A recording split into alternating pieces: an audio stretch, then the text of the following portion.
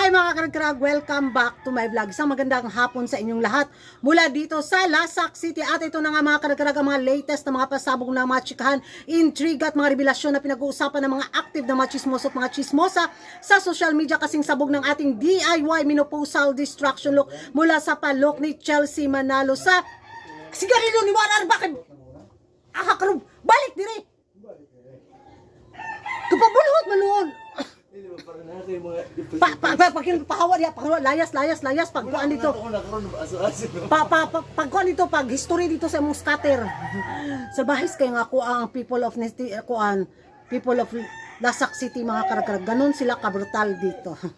So, balik na tayo mga karagkarag. So, yun nga ang ating menopausal distraction DIY look mula sa palok ni Chelsea Manalo sa day 2 sa Miss Universe 2024. Yung paribon galore niya talaga sa liig mga karagkarag. O, di ba? Nagawan ko rin ng paraan ulit na ibang style na naman.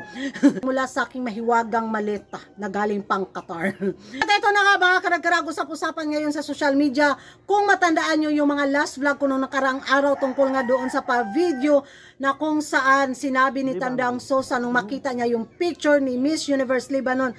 I don't like her picture. 'Di ba? Nag-iba yung hitsura ni ni Tandang Sosa habang tumatawa naman si Hello the Universe. At may nabasa nga akong komento noon sa vlog kong yun na sana makita ito ng Miss Lebanon Organization kung ano yung magiging aksyon na gagawin nila. At ngayong araw na to nga mga karagkarag, lumabas na yung revelasyon at umabot nga sa Miss Universe Lebanon ang video ni Tandang Sosa at ni Hello the Universe na kung saan nadismaya talaga sila ng todo.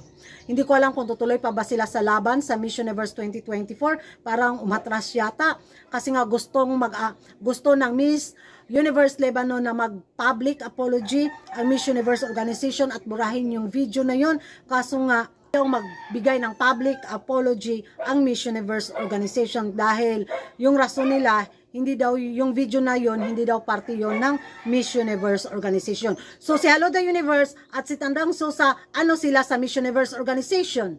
O, di ba? Yun yung maging question mark natin mga karagkarag. Parte sila ng organisasyon. Di ba?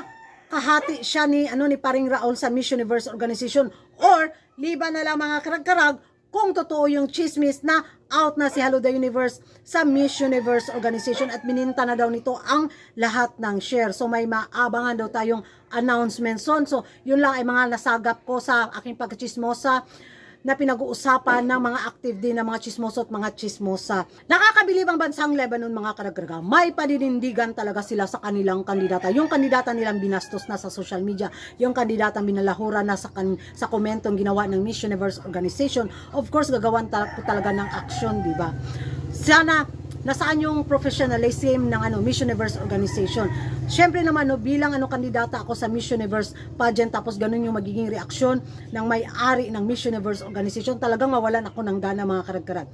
Bagaya ng yung mga pa-video nilabas nila para din sa ating pambato, di ba? Na kung saan dismayado talaga ako at hanggang ngayon, yun, parang totoo ba itong pinapakita ng Miss Universe Organization, di ba? Ang hirap magkunwari, ang hirap magplastika na, oy baka nagbago na yung ihip ng hangin, pero hindi talaga mawala sa atin yung duda. Kaya nung nagkita si Hello the Universe at saka si Chelsea Manalo mga karagkarag, walay talaga. Parang, kung hindi lang siguro nila nilabas yung video na yon ni Tandang Sosa at ni Hello the Universe nung pinakita yung picture ni Philippines na nag-iba yung mukha ni Sosa, nako, parang maniwala tayo na totoo at genuine yung pinakitang excitement ni Hello the Universe nung makita si Chelsea Manalo mga karagkarag.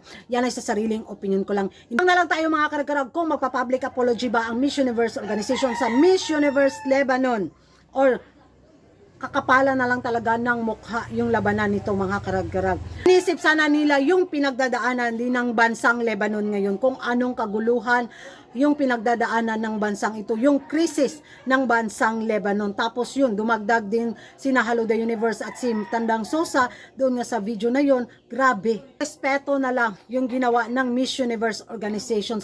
Yan ang mga karagkarag, yung magiging reaksyon nyo sa aksyon na ginawa ng Miss Universe Lebanon laban sa Miss Universe Organization. Sa tingin nyo mga karagkarag, magkaayos kaya ang dalawang partido? Pag-ingay tayo sa comment section, at kung hindi ka pa nakapag-subscribe sa YouTube channel ko, don't forget to like and subscribe. Karag ang babaeng lagi nagkarag, and see you in my next vlog. Bye bye!